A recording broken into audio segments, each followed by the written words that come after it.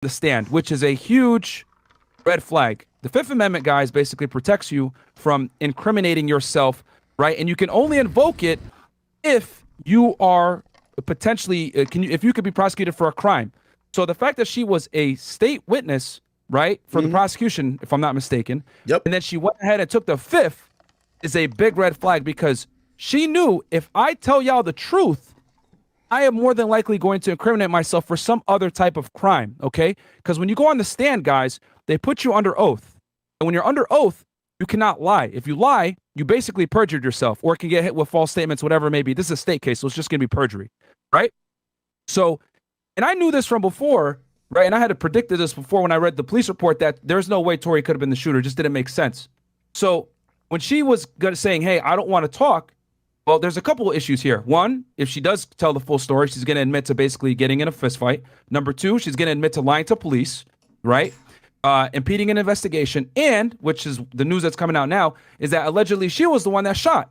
So all these things, right, are things that can get her jammed up and incriminate herself in the future. So her taking the fifth on the stand, right, is a big red flag because you can't take the fifth unless you're culpable for some type of criminal offense. Hey, do you okay? So, and by the way, there's so much to unpack. By the way, we won't probably get another break. I mean, what we need to. Yeah, no. Well, we're gonna take our time with it until we get another break in court where we get a bunch of flurry of updates. Sure. We should probably step back, right? When you analyze this, you said, and by the way, if you guys are watching, we have about almost 40,000 people who are watching on various platforms. Listen, obviously I know me as academics. I'm talking to Myron Gaines. He has a channel, very popular channel that pretty much does, crime stories, not only that deals with hip hop, but kind of is really wide range. It's really interesting. Go check him out, Fetid 1811. Oh, he's a former, well, you can tell your title, brother. Yeah, I was a former special agent with Homeland Security Investigations. I've done state cases, federal cases. I've done everything from racketeering cases to human smuggling, gun trafficking, drug trafficking. Pretty much any crime you could think of, child exploitation, I've pretty much done it. Okay. Now, this is what I wanted to ask you. So we're taking a step back.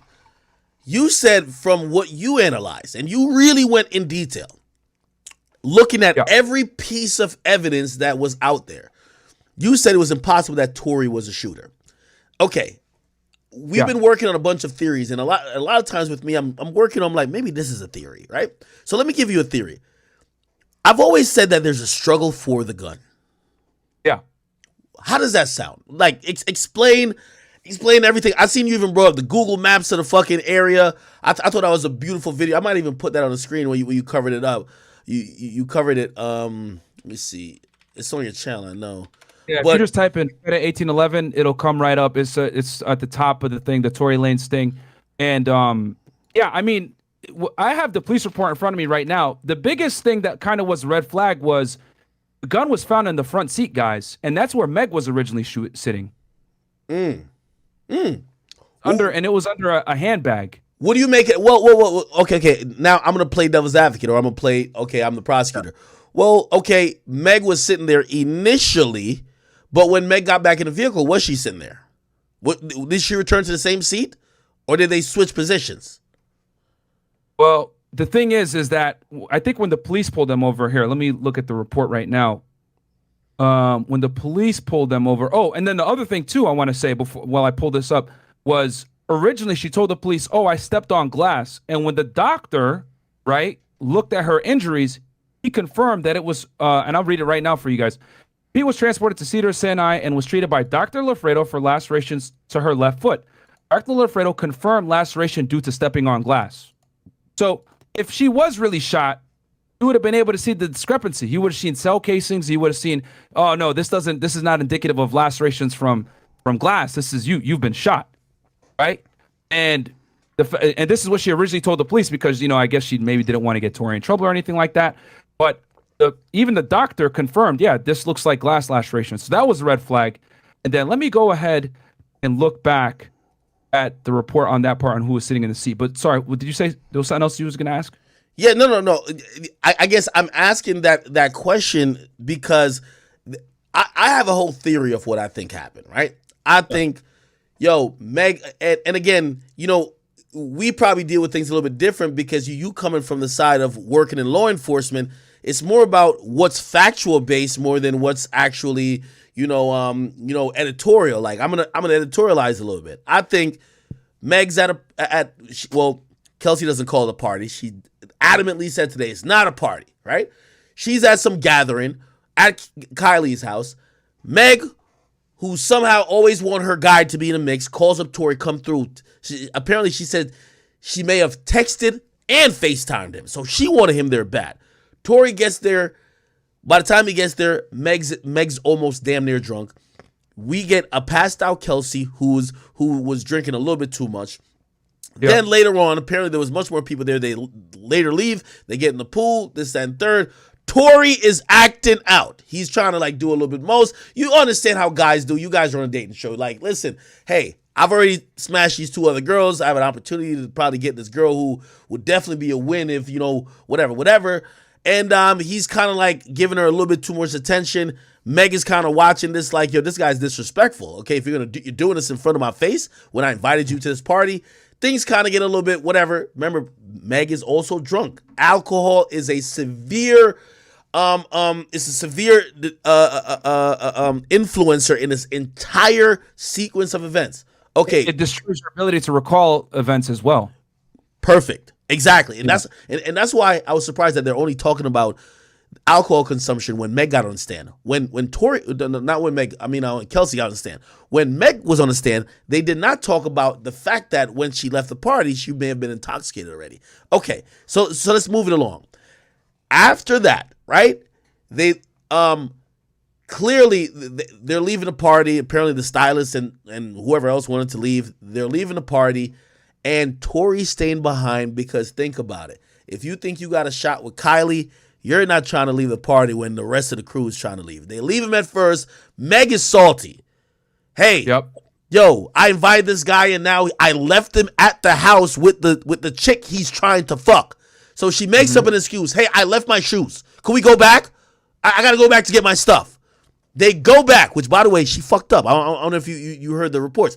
She said she don't remember returning back to the house. Kelsey said, we returned to the house. You know what that says? You're obviously a very smart guy. The alcohol is fucking with her memory already. You don't remember returning. But your best friend, who, by the way, also is drinking, y'all stories conflict. It don't even matter what the truth is. Anything that's conflicting makes your credibility. It's in jeopardy. Everything's weird. Okay, great. You guys go back to the house. Apparently, there is some type of altercation, according to Kelsey. That's what she testified. Some type of altercation. In that altercation, Meg comes out with Tory. And now everybody's leaving, and she says, Kylie wanted us to leave. Mm-hmm. Yep. It kind of makes sense. You got kicked out. Okay, cool. By the way, in Meg's testimony, she does not mention Kylie or does not mention that Kylie kicked her out. She made it seem like this was a willingly that party left the party. Okay, cool. All right. Now, this is when everything kind of gets a little bit interesting. And we should probably just get to if you have any comments on that, as it relates to the narrative that we've been seeing for 2 years, because now we're hearing actual testimony, please chime in. This is exactly why I got you on here, right? But now, Meg did what she was supposed to do. I agree with you. Kelsey shows up today. And I said to someone who was in court yesterday, I said, based on what I think happened, it's ridiculous to me that she would show up and testify unless she has an immunity deal. Yep. When she shows up today, she pleads the fifth. Apparently the prosecutor says, well, listen, we are not going to prosecute her. And they then have a conversation. It's probably a sidebar about an immunity deal. She gets an immunity deal. What do you think about that? This is very important. Well, yeah, the fact that they gave her an immunity deal on the spot tells you how desperate the prosecution is. Thank you. For them to go ahead and give her that on the spot, and then for her to actually come back and give the testimony tells me that they probably gave her something very ironclad. They had obviously this is because here's the thing.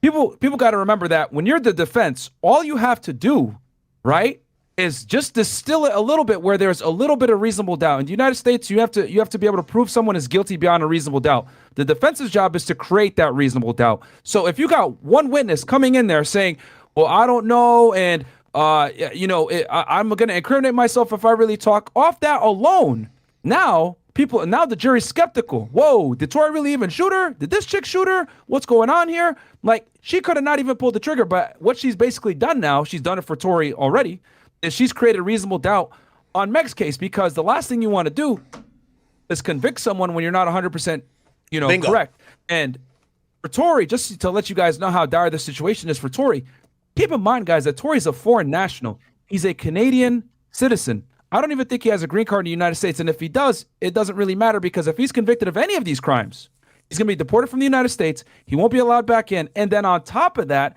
he could face federal charges for alien in possession of a firearm.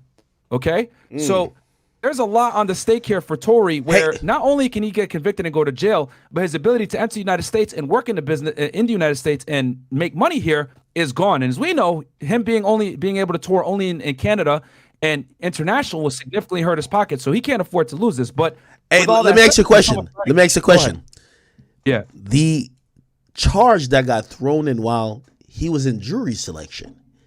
Yeah, it was weird. It was an added charge. Last minute, they had 2 years to look at it. 2 years. Thrown in last minute. Help me understand this. I'm thinking it's desperation, but what would you interpret that to be? Yeah, and if I'm not mistaken, the charge was discharging of a firearm. Basically, they're just trying to get anything to stick. I think they know at this point, to some degree, the prosecution knows that the case against Tory for actually shooting Meg is weak. So let's go ahead and throw in another felony, right, which will make him deportable. Remember, guys, if he's convicted of any felony, he's immediately deportable, right? And get him on something. Because if we can't prove he actually shot Meg, maybe we can get him for discharging of a firearm. Maybe we can establish that he had the gun in his hand at some point and he was responsible for the gun discharging. Because if I'm not mistaken, all 4 of their DNA was found on the gun, right? Or three members of in the vehicle, all of their DNA was found on the gun. Or there were 4 different DNA profiles found on the weapon. However, Meg was not swabbed, or they didn't grab her DNA. Exactly. You're right. So it's very probable that she might have been the 4th individual that had her DNA on the gun.